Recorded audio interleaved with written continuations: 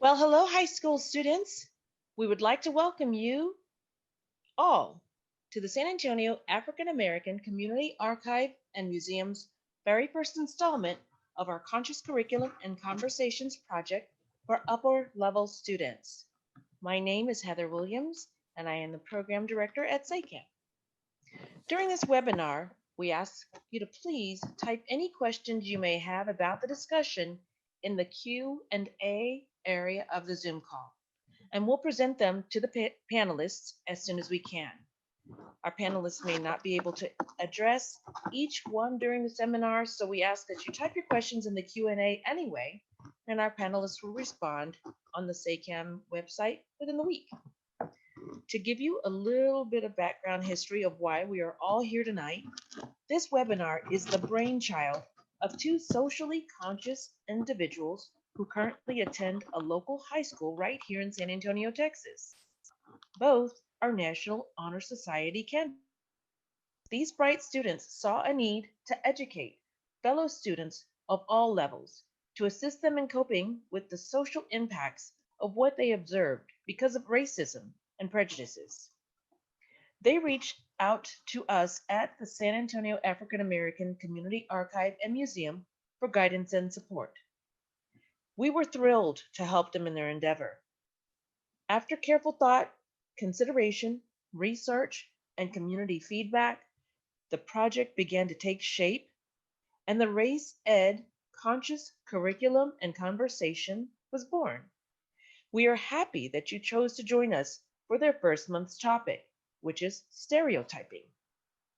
So without further ado, I'm proud to announce and present to you all our hosts, Abhived and Avery Neal. Hello, and without further ado, we would also like to introduce our panelists. Dr. Sunita Punjabi will be joining us today. She is the founder of the Brain Science Symposium for the city of San Antonio. Dr. Punjabi is known as the Brain Coach, currently practicing in the medical center where she is doing research and is assisting people to create a cause-driven life. Dr. Sunita uses neurointegration technology and psychology to help individuals experience mental transformations that can be measured at the neurological level. Thank you for being here, Dr. Punjabi. We also have Dr. Charles Gentry with us today. He is a versatile educator and consultant for local artists, community organizations, and small businesses. He has taught high school and college level arts, culture, and computer application courses, and was a curator and theater manager at the Flint Institute of Arts in Michigan. As San Antonio native, Charles also enjoys being actively involved as a certified tourism ambassador, World Heritage Ambassador, high school lacrosse coach, and community volunteer. Thank you so much for being with us today, Dr. Gentry. And now it's time for our opening for the topic discussion, which is stereotyping. Good evening, and thank you all for joining us for this conscious curriculum and conversation. And thanks to Abhi and Avery for your courageous leadership in bringing this forum to the local community. When we think about stereotypes, hopefully most of you had a chance to visit the SACAM website, which is SAACAM.org. And we're able to look at the curriculum that's there available on the website. And there we define stereotype as a phenomenon that occurs when members of a group are assigned some generalized characteristics that don't align with the essential definition of the group. And when we think about this term essential, it means that it's sort of one characteristic of an individual or a group that's going to get applied more broadly across the board as a general characteristic of the entire group. And one of the examples that's provided on the website is athletes, a football player specifically. And so the notion there is that because an individual plays football, that they could be assigned other characteristics that are assumed to be essential to this group of football players. So beyond just playing football, one might assume that these football players also aren't academically strong. that they might need help with their homework, and other types of assumptions like that might go along with this type of stereotyping phenomenon. And so what we want to do is actually move away from that type of generalization and assigning some sort of essential identity to different groups or individuals within those groups. And we want to challenge the participants and attendees in this conversation to go beyond and to look more at the diversity that we can find within groups, and to think about the complex ways in which our identities are formed and shaped by many different aspects of what we may do and things we may ways we may present ourselves. And so one way that we want to approach this conversation of discussing stereotypes is to ask ourselves, so where do these stereotypes come from? And this is a learned behavior. While there are some ways in which we have a natural reaction to something that appears different or unfamiliar to us, a lot of stereotypes are conditioned or taught through representations in the media, through opinions and assumptions that others in society may pass on to us, or based on some observation that we may have had as individuals that we thereby apply across the board to others who fit this same type of characteristic or description. So we want to challenge those assumptions. We want to trouble the waters, so to speak, and think a little bit more complexly about how we look at others and how others look at us, and some strategies that we can use to overcome the dangers of stereotyping. Because while at face value they may seem harmless, there can be some more negative and harmful consequences of stereotyping. So we'll move into our questions with our host. Okay, our first question for today is, one thing we see in society is the depiction of positive stereotypes. How can this type of discourse be harmful? And this can be to Dr. Gentry.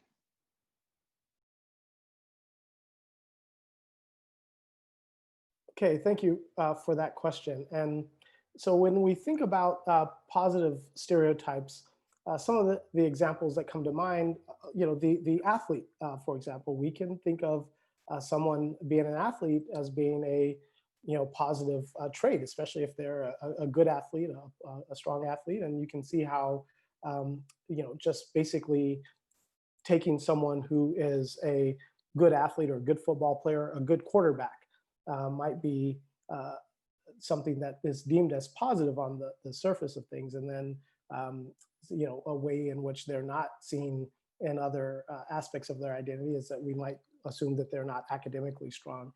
Ways in which positive stereotypes can go in other directions. We might think of the ways in which assumptions are made about Asian Americans and certain topics in school, that there are assumptions that are made that they're good at math or science, and that can be something that can be thought as positive. But perhaps if you're someone from that group and you have other interests that aren't related to the stereotype that's been assigned to that group, then you might not want to be pegged in that way or placed in that box.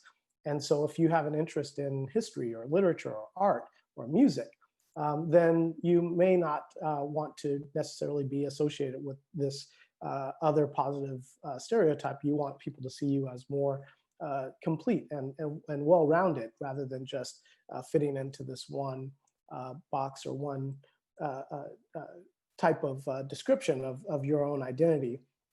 And so this is one way in which we might think about positive stereotypes that may seem like a good thing on the surface of it, but can be negative in other ways when you dig a little bit deeper. Thank you, Dr. Gentry. And so, discussing how stereotyping has functioned within our history as a country, we have seen multiple instances in which stereotyping and racism has flourished, whether it be Plessy v. Ferguson, which enabled things like segregation, the birth of a nation, which caused a white supremacist rise. And whether it be like the dichotomy of the stereotype of cowboys and Indians, to both you, Dr. Gentry, and also to Dr. Punjabi, how has stereotyping been used by these institutions to divide and reinforce these systems of inequality? How does that function, and why does that happen?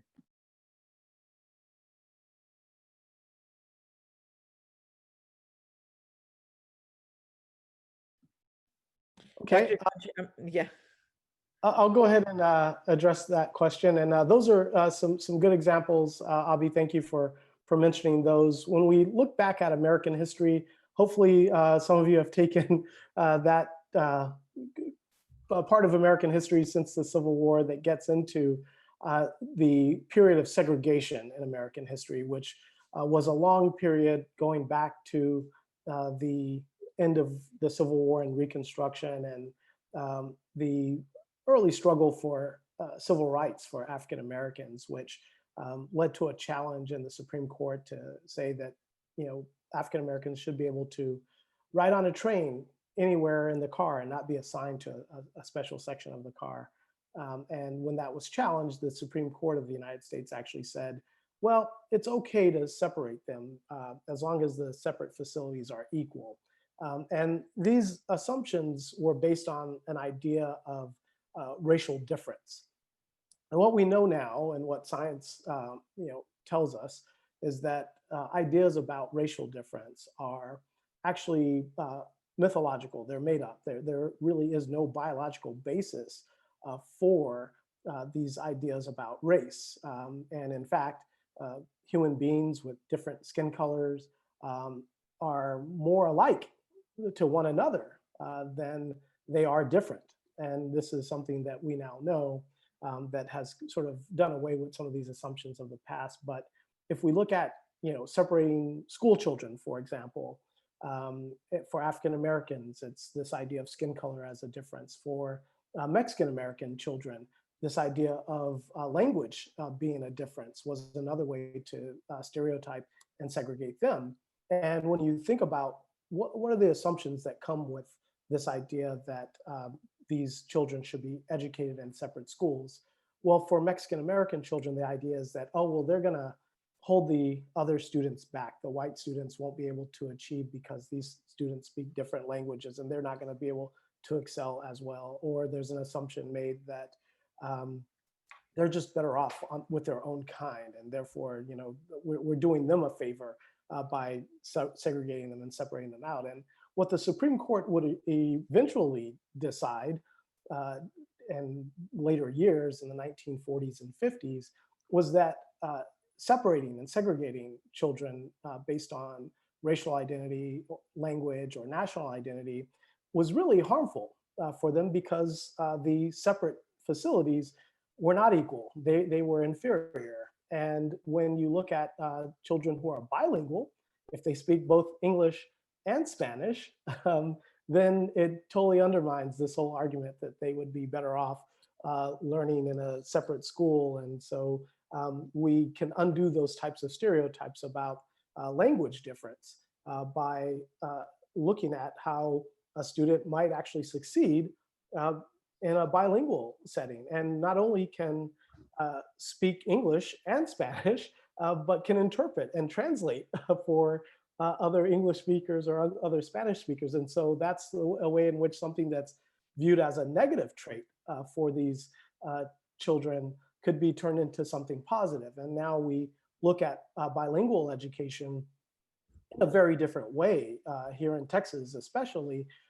But in a place like San Antonio, that's now seen as an advantage when you're going onto the job market, that if you don't speak, two or more languages, then somehow you're not going to be in a position to succeed in our modern, multinational, multilingual economy. And so there's ways in which actually taking a closer look at these types of assumptions, there was nothing really based onto it. It was really just discrimination and an excuse that was made to keep people separate and segregated.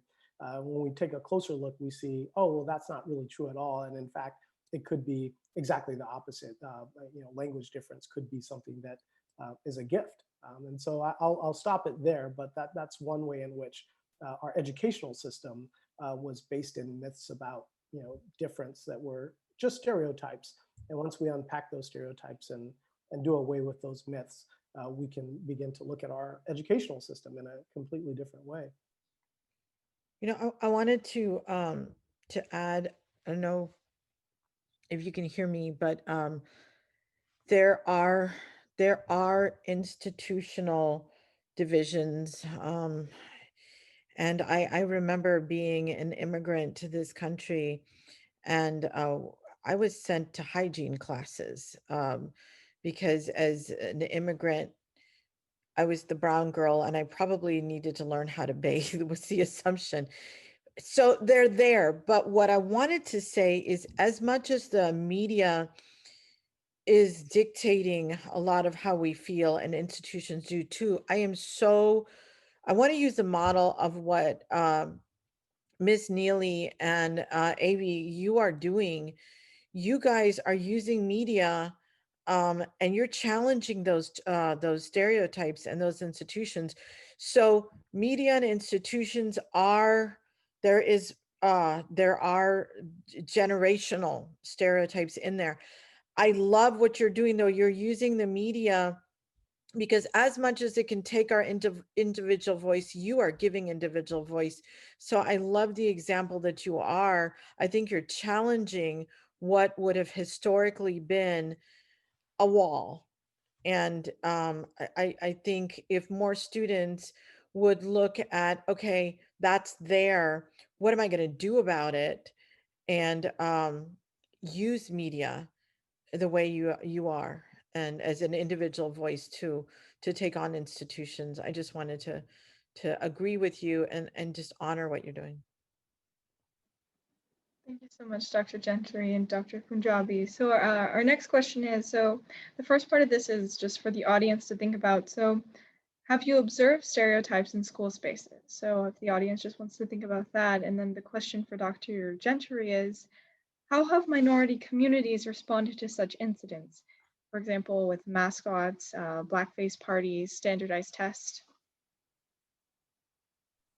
Okay, thank you for that question. And it would be great to get some audience reactions to that question about how you may have observed stereotyping in your own school settings. I know that for myself, being a college instructor, I teach a course on African Americans in higher education. And so I've looked at the history of discrimination against African Americans in our school systems. And some of the more recent examples that we see have long histories. And so for the 120 plus years that African Americans have been attending institutions of higher education, we've dealt with these types of discriminations, and it's taken long years to undo them. But you sometimes have the mascots at some universities that may be based on Native American stereotypes. You may have some fraternity rituals that involve dressing up in blackface, or what they call red face, to imitate African Americans or Native Americans, that part of their rituals to join fraternities or sororities. And these types of parties, they pop up occasionally. And in the past, they could have easily been dismissed as, oh, it's just kids having fun. But that's becoming less the case because of the activism of students to say that they do not feel comfortable or safe in an environment where that type of behavior is tolerated. And so the ways in which our college campuses have really changed over recent decades is really a response of student activism that began much earlier in the 20th century, but really took root in the 1960s and 70s. And so out of that, we have a new curriculum that is focused on ethnic studies, so African American studies, Mexican American studies, women and gender studies. These are ways in which actually bringing the experiences and the histories and the knowledge of these minority groups into university settings has helped us understand the problems or the discrimination and basically outright insult or outrage of these types of events and activities. In our high schools, we've seen some of this too, and now we see schools like Robert E. Lee High School, changing its mascot and its name to a degree. We saw it at Sam Houston High School as well, where they changed their mascot from the Cherokees to the Hurricanes. And so there's a way in which minority voices are speaking up and being heard. And it has a lot to do with the students raising their voices and saying, this is what I would like to see at my institution so that I can feel like this is a safe space for me to learn, to grow, and to thrive, and to feel like this is a place that's welcoming to me, not a place that's making me feel alienated or isolated or like I don't belong here. So I think it's important for students to understand these histories, but then also to have the tools to speak up and to react when they see something that doesn't quite fit the world or the setting that they want to be a part of. Thank you, Dr. Gentry. And kind of discussing something along a similar line, we see right now during the time of COVID-19, there's a lot of not only xenophobic and racist rhetoric, but also politicized rhetoric that is negatively stereotyping the Asian American community. How can we deconstruct things like this, and why does this happen, Dr. Punjabi? And we talked about this a little bit in our previous discussion. Stereotyping is a type of survival mechanism that the brain uses, and it is a default. So in other words, and I was using my brain, my little guy, Albert, and here's Albert, hold on. Let me put,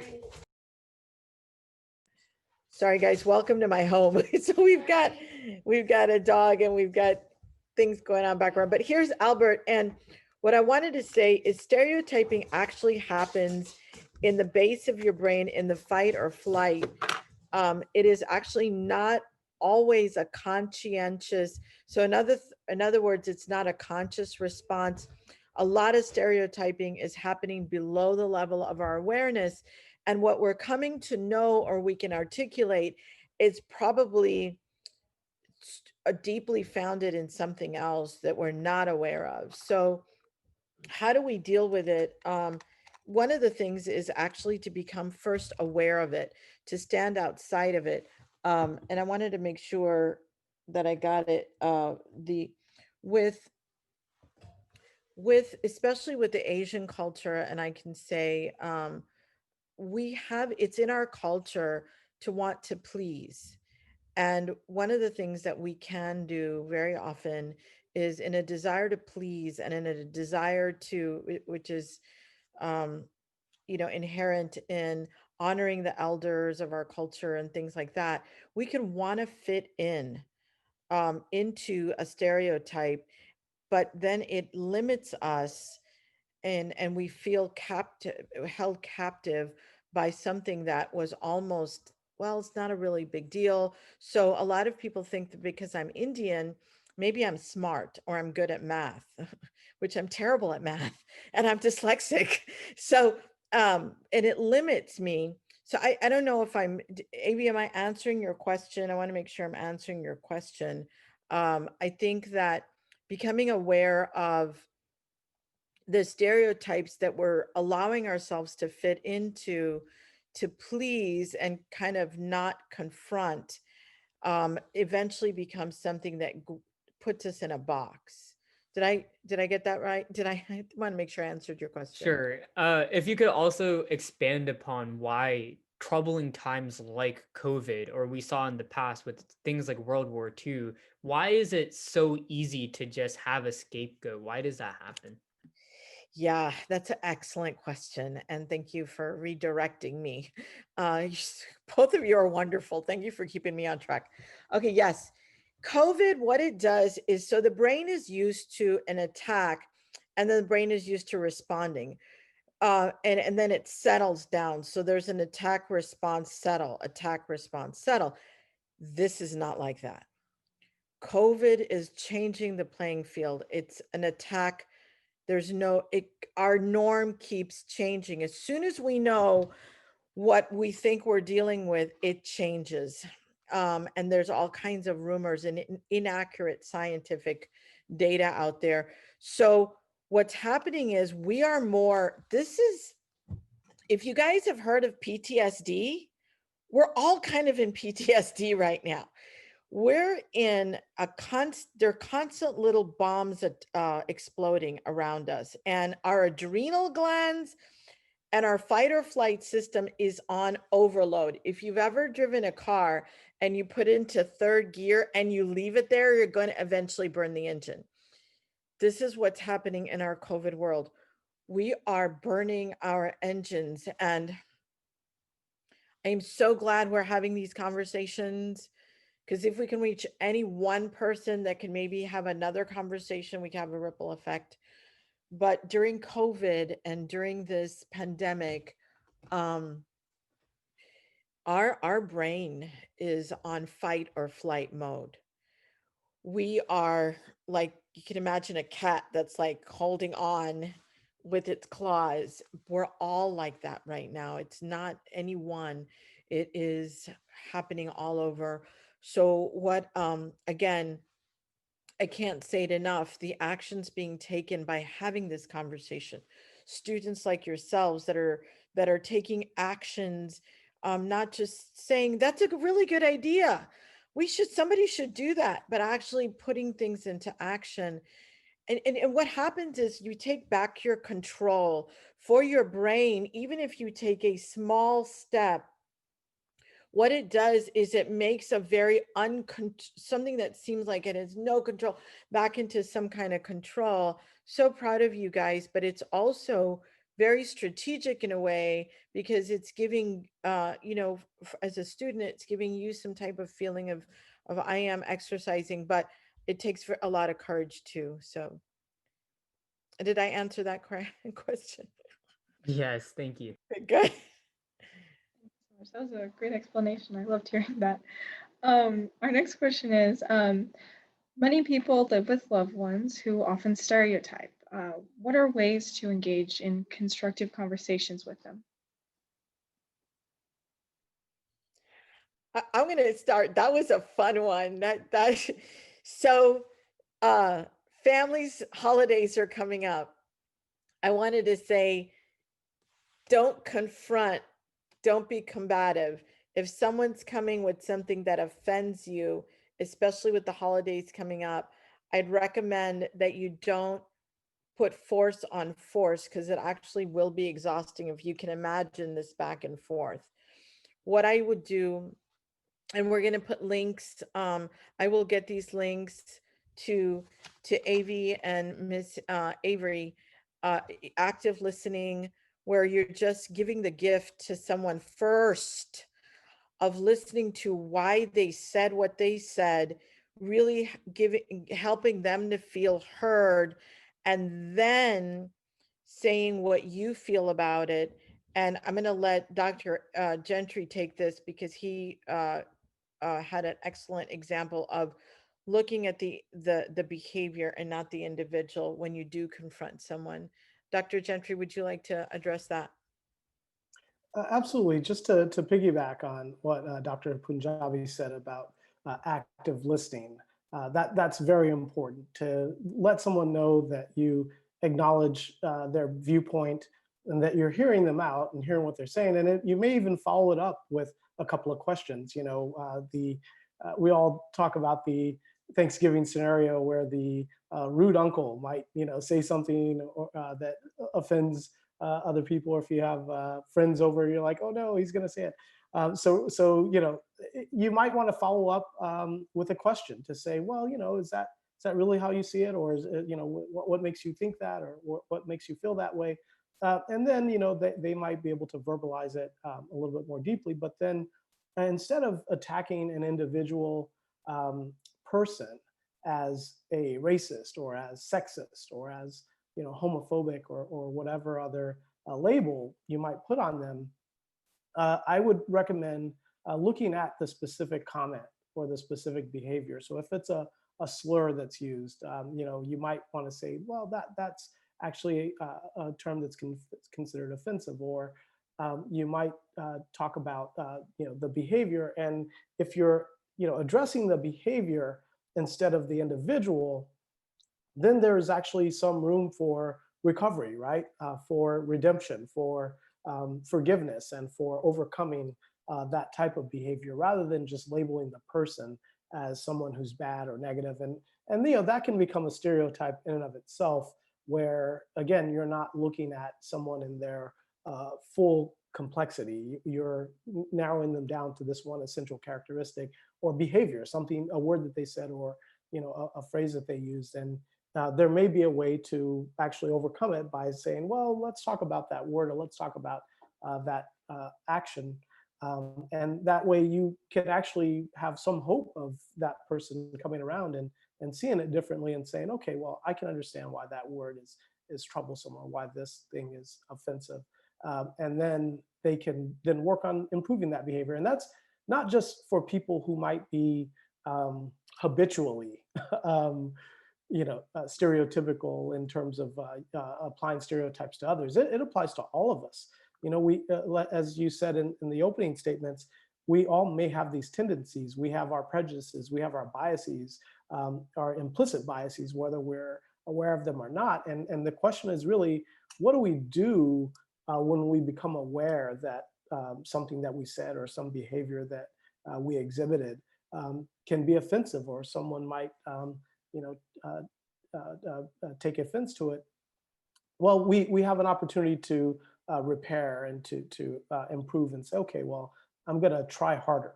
And I think that's something that we can all do. We can all learn to be, more conscious, more mindful. And that's where anti-racist activism begins, is by saying, okay, I'm going to identify the behavior, whether it's in others or even in myself. And I'm going to work on improving that and addressing that. And it doesn't have to be that you're out there in the streets holding signs and leading protest or chants. An anti-racist action can be something that you're doing to even make yourself more aware, more mindful, more conscious of some of your own biases and prejudices. I wanted to please be sensitive to people that we talked about microaggressions. There are some things that are said that are so almost that may be offensive to you. Remember, there's years and years, especially if you're dealing with an older individual in your family. We look at networks of ideas, that it's not just one thought. They're called paradigms in the brain of ideas that are interconnected. So remember, you may be dealing with some deep-seated, deep-rooted belief systems, and especially if their family, don't mean to necessarily be offensive. I would really love everyone to look at Martin Luther King, Gandhi. What they had in common was actually civil disobedience, which was amazing. Henry David Thoreau started and looking at protest from a civil disobedience perspective rather than a violent perspective. Dr. Gentry, if you could give us an example, just to be specific about addressing this behavior in a constructive way. Yes, thank you for that. Just to think about, how you can have constructive conversations or constructive ways to engage in loved ones, for example, with loved ones, for example, whether it's at the Thanksgiving table or, if you're just, out with some friends and someone makes an observation about someone else. Again, it's not to actually throw a label on that person to say, oh, you're this or you're that. It's really just to interrogate what they said or what they did, and why it might be problematic. And so one way to counter those types of perceptions is to come up with some examples, some real world examples that provide obvious exceptions to the rule or to this perceived rule about this group or that group being this way or that way. And while we may see certain portrayals in the media, we can very easily point to examples in real life that point to ways in which well, not everyone is that way. Not all of people in this group are this way, or not all people are that way, and that can sort of bring them back from this mediated, version of reality where things are really, simple and the one term that you might think of as homogeneous, right, where there's all this sameness going on. Well, and there may be a kernel of truth within a stereotype, that maybe some person or one individual was that way, and it somehow gets applied to the whole group. But if you focus instead on diversity, a term for that would be heterogeneity, right? The opposite of homogeneity. It's about the differences within groups, right? So when we talk about the Black experience, well, not all African Americans are the same, and that sounds trite to say or an obvious statement to make. But when we really start to think about, even within a particular cultural segment of a population, you will find lots of difference and diversity. And as I said before, this is what makes humans so special, or makes the world really special. We need diversity in order to thrive. And so if you have a business, a team that's in a corporation that has all individuals of the same background, whether it's all white men who are over the age of 35, or all Black women who are of a younger age, and they don't really have the perspectives of others to really inform their decision making, then they could be at a disadvantage because they're not really able to take into consideration what others' perspectives are. And so it's good to have diversity, and it's good to point out diversity within groups to say, well, that's not actually true, or that's not accurate, because we can point to examples, and we should really appreciate those differences and that diversity. It's what makes this country really special, but then also it's the way that we're going to really solve problems and thrive and have a sustainable society in the long run, especially in a place as diverse as the United States. We really do have to do work, and it's not easy work. It's hard work sometimes getting to know others. So again, you might want to ask questions or dig a little bit deeper and try to get to the authentic being behind one aspect of an identity, and see just how complicated and diverse people really can be. Thank you for that, Dr. Gentry. And so moving the discussion back to something that we kind of discussed earlier, this question of positive stereotyping, or rather what that kind of interacts with certain people. If for the people who had the chance to look at our website and read the reading where we put out how artists kind of reclaim senses of stereotyping, and it's obviously not just limited to artists. Within those lines, what are constructive ways to engage in these forms of reclamation of stereotypings, and how do we strategically interact or push away from these stereotypes?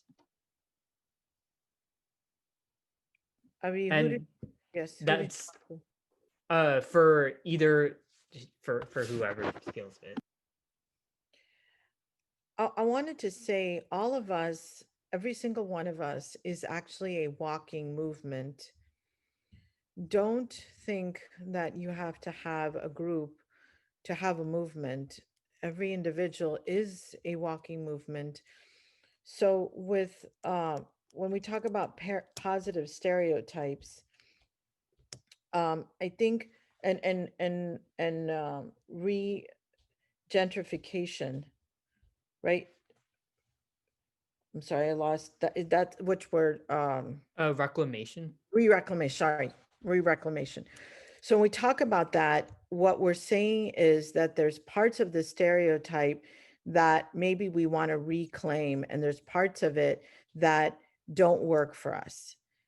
So I think really understanding why we want some of it, some of the stereotype, and why we don't, and standing for it in and of it ourselves as a unique quality. Like, for example, with my culture, with as Indians, the Indian work ethic is part of the stereotype, right? We're very hard workers. And I have no problem with that. But I also, and I actually talk about it rather than it just being thrown on me. I claim it. And then I also talk about how it's not necessarily the healthiest thing for me either. So working 18-hour days is not necessarily a great thing, and how I want to outlive that stereotype, and I want to be a healthier individual. And this is, as I speak this and I share this with people, I get who I really am and what I really want.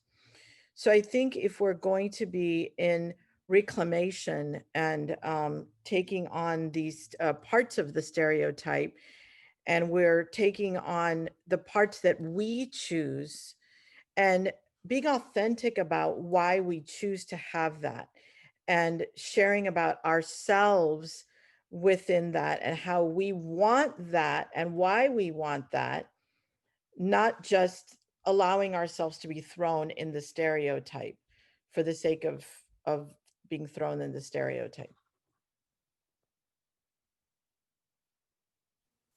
Yeah, I like that, Dr. Punjabi. Thank you for sharing some of your personal experience in answering that question. And, this is probably one of the more complex questions because, there is a fine line.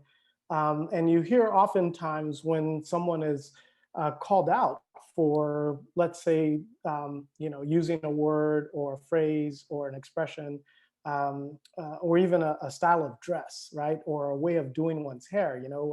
Think of spring break college partiers going down to the Caribbean and getting their hair done in cornrows or braids or something like that. This is seen as cultural appropriation, right? And there's a way in which when there's someone outside the group trying to claim one aspect of another group's cultural practices, where that can be seen as really questionable. Who gave you permission to do that? And so there's ways in which that can really get problematic.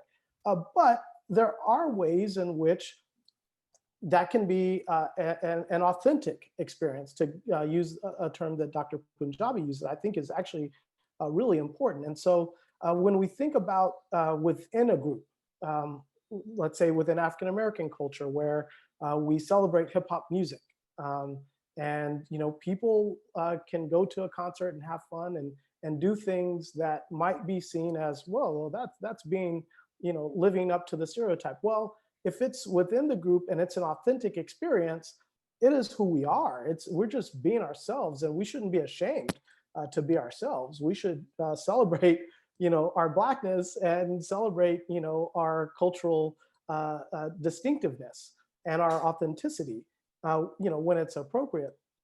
But you also have ways in which this can be done strategically, right? So you may behave this way within the group, but you may choose not to behave a certain way when you're not in a safe space or an environment where you feel like you're connected to others who share those same cultural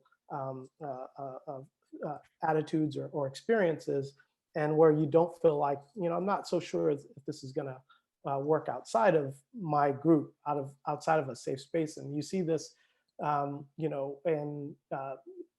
certain pop culture examples that I could bring up. Dave Chappelle, could be one of them, where he decided that, he was making jokes that poked fun at lots of different groups, but the ways in which some white audience members were reacting to jokes that he would make about, some of his Black characters. And these are just characters that he's playing for fun and for a joke. And hey, people laughed and they get it, but then there's a way in which people are putting that on him as a label where they think that's really him. And he's like, no, that's a character that I'm playing. And he decided to walk away from it. I think another example to think about could be drag culture, right? And there's a way in which cross-dressing, transgender or transsexual behaviors can appear different, somehow unusual, or out of the ordinary. And you might say that a show like RuPaul's Drag Race is perpetuating those same stereotypes, but that's an authentic experience. These are people who are being given an opportunity to show off, right? To actually say, hey, I'm going to celebrate myself, who I want to be to the fullest. And so there's a way in which within a cultural group, it can be an authentic experience. It could be something that's, not just perpetuating a stereotype because you think that people have to behave a certain way. It's about saying, hey, I know who I am, and I'm going to strut my stuff, and I'm going to, do it in a way that makes me feel proud. And it's really transformed, a lot of the ways in which we're able to see LGBTQ culture, not just that one show, but a lot of different ways in which popular culture has become more open, more tolerant, more accepting of different ways of performing gender identity, cultural identity, and other expressions of identity. So there's a difference, again, when it's something that's authentic, when it's something that you're really cultivating because you feel like you belong to this group. Whereas if you're applying that to someone, whether or not you really know, if that necessarily applies to them, or if it's just a generalization that's being painted on an entire group without digging much deeper. I hope that's clear. I didn't want to go too deep into some academic terms, but I thought those were a couple of popular culture examples that folks might be able to relate to. In the academic literature, there is a fabulous new approach called PTSG, post-traumatic growth disorder. And what we're talking about is sort of this reclamation process. And there's a fabulous TED Talk by Andrew Solomon, who talks about taking the most difficult moments of your life and creating meaning and identity from it. Now, the difference though is being authentic about it. Like, I claim this, and this is something I'm proud of, and this is why it's based on my values. Then you don't get thrown into the stereotypical, the box, right, of the stereotype, which Dr. Gentry defined so well for us to understand, walking away from generalizations, but still using the generalization to claim identity. That becomes, it's a little fine line, but it allows for self-reflection. It allows for identity, allows for internal strength. So I think that's where it can be used in a healthy way. I'll say one more thing about that, and this has to do again with the real historical shift and development of the African American social movements for civil rights, but then also for cultural expression. It sort of starts off as a fight for civil rights, to say we want to be treated like first-class citizens, we want the right to vote, we want equal protection under the law, we want due process, and to be able to serve on juries and to be involved in the political process just like everybody else. And by the time we get to the mid to late 60s, we have another big shift that's a cultural shift, a social shift. And whereas in a time like the 1920s, to use the word Black to describe someone might have been an insult. Somebody might have said, I'm not Black. That's, don't you call me that. I'm you're darker than me, or something that, might lead to an argument like that. But by the late 1960s and the 1970s, it becomes a badge of pride. So you have, songs like James Brown's Say It Loud, I'm Black and I'm Proud. And you have the, proliferation of cultural identity in Afro, where, someone may have said, oh, why aren't you trying to assimilate and be more like the dominant culture? You're embarrassing us with this, big Afro. And, by the 1970s, it becomes a symbol of pride. So that's another way in which, culture can be reclaimed. And we're seeing it a lot more now. I recall a time not too long ago where you didn't see, basketball players or football players wearing their hair in braids or dreadlocks and these other very culturally specific styles. Allen Iverson changed all that. Latrell Sprewell changed all that, and they were really denigrated. They were not seen as, model athletes for young people to look up to. But guess what? Young people did see them expressing themselves, and they saw it as authentic. They said, wow, that's who he really is. He's showing where he's really from. Maybe I can do that too. Maybe I don't have to conform to this notion of what it means to be, Black, or to be an athlete, or to do things in this way. Maybe I can thrive and succeed by finding, my own sense of self and wearing it with pride and saying, you know what, I'm not really going to be concerned about other people's judgments about me. I think this is who I am, and I'm okay with it. And I think that's the most important thing, is really taking the time to ask those questions and say, okay, is this really what I'm about? Is this really who I am? And that way, you aren't going to be as impacted when someone tries to label you in a way that you don't think necessarily fits you. You can say, nope, that's not me, and just kind of brush it off your shoulders. But then you can, claim with a sense of pride and authenticity, some aspect of yourself that, makes you unique and makes you more connected to your very specific cultural experience, which we all have something like that. Okay, and then our final part of the planned questions is, how can we use role-playing as an effective way to discuss stereotyping? And this can be to either Dr. Gentry or Dr. Punjabi. I think one of the things about the brain that we know is the brain really doesn't know the difference between reality and what you tell it. I was involved in some research where a tennis player was injured, and she actually watched herself play the game, and her calf grew 1/4 of an inch while she was watching the game, because the neurons in the brain fired as if she was playing. We can practice difficult conversations in a safe setting before we have them. If you are interested, or if you feel the pressure of having a conversation, feel that you should and don't know how to approach it, role playing is a great way. And I think it's really important to deal with the elephant in the room. If you feel weird about talking to someone about the difference, a different culture, a different race, a different ethnicity, say. So I was playing with my friend Charles, and I'll just say, Charles, I know this is weird. I just got to ask you, dude, because you're my buddy. I'm sure you guys don't talk like that, but I'm trying to have fun. Like, I would just ask Charles, do you want me to call you Black, or do you want me to call you African American? Like, what makes sense to you? Tell me, because it matters to me what you think. So introducing yourself as having an awkwardness, but being authentically interested is a great way. And practicing that conversation with my friend, Dr. Charles Gentry.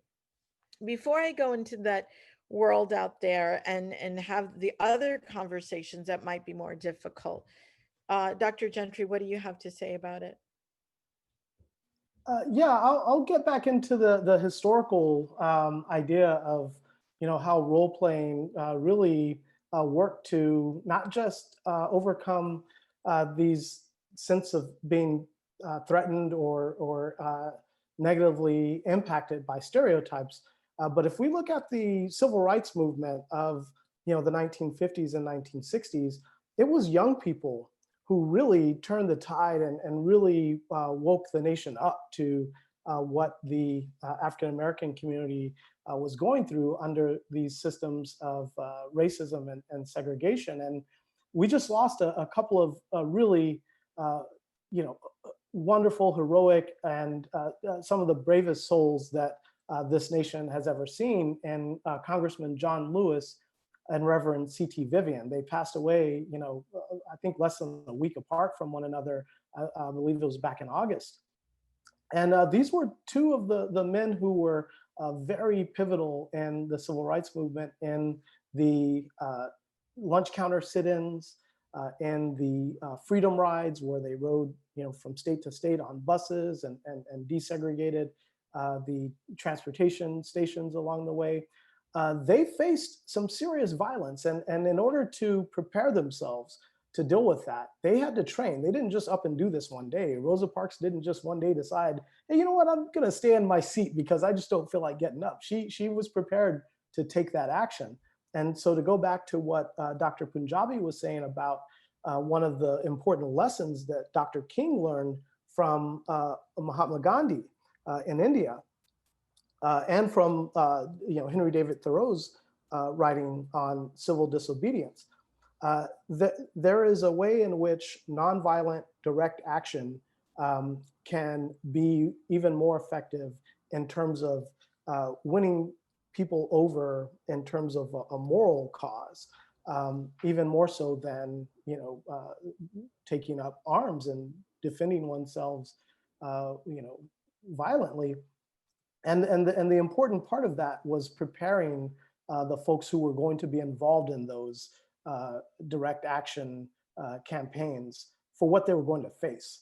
And so John Lewis and a number of other students who were involved in the Student Nonviolent Coordinating Committee, they practiced, they did role playing to really go through what it would be like to sit at a lunch counter and have someone hurl the N-word at you, to spit in your hair, to put their cigarette out on your clothes or on your person, and to actually attack you and harm you violently, physically.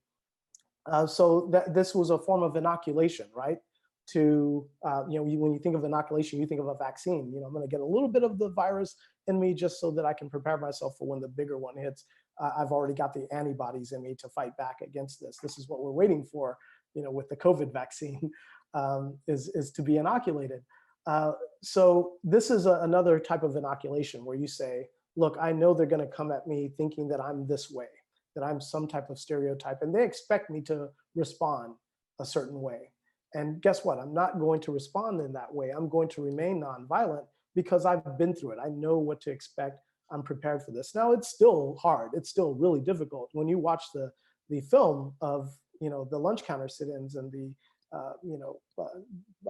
protest marches, the Selma to Montgomery march along the Edmund Pettus Bridge, John Lewis was bloodied and beaten, but not broken. He was able to get up and fight again another day, but he was able to face that kind of violence because he was prepared for it. And he didn't, feel like, okay, well, I can't do this because I'm going to believe these stereotypes that they have of me.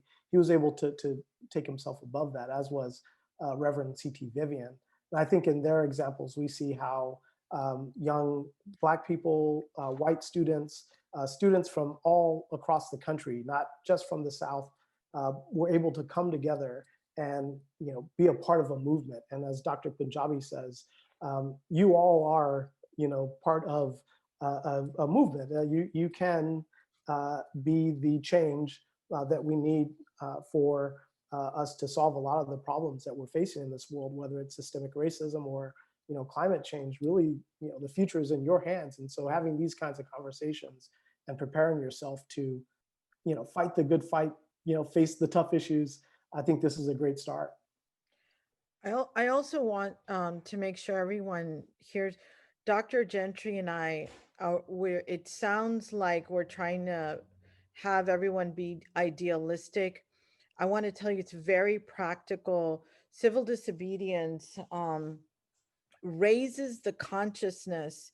We're really talking about at this, even at the cellular level, violence is not our natural state. It really is not. Now, I'm not saying there are times that you must defend yourself.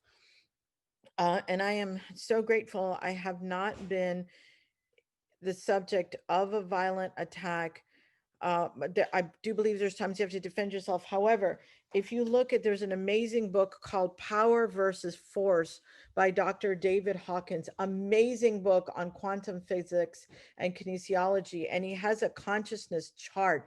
And if you just Google emotions, consciousness, frequency of consciousness, look up those emotions. There's also another great book coming out of research out of Berkeley University. It's called Born to Be Good. Guys, we have a genetic disposition for altruism. I don't know if you know what that means. That means it is in our DNA to be altruistic, to do what's right. It's a survival of the species, believe it or not. You would think that attacking and fighting is, it's not. Ultimate survival of the species is actually altruism. So these are some great reference books, very good academic literature for you to refer to.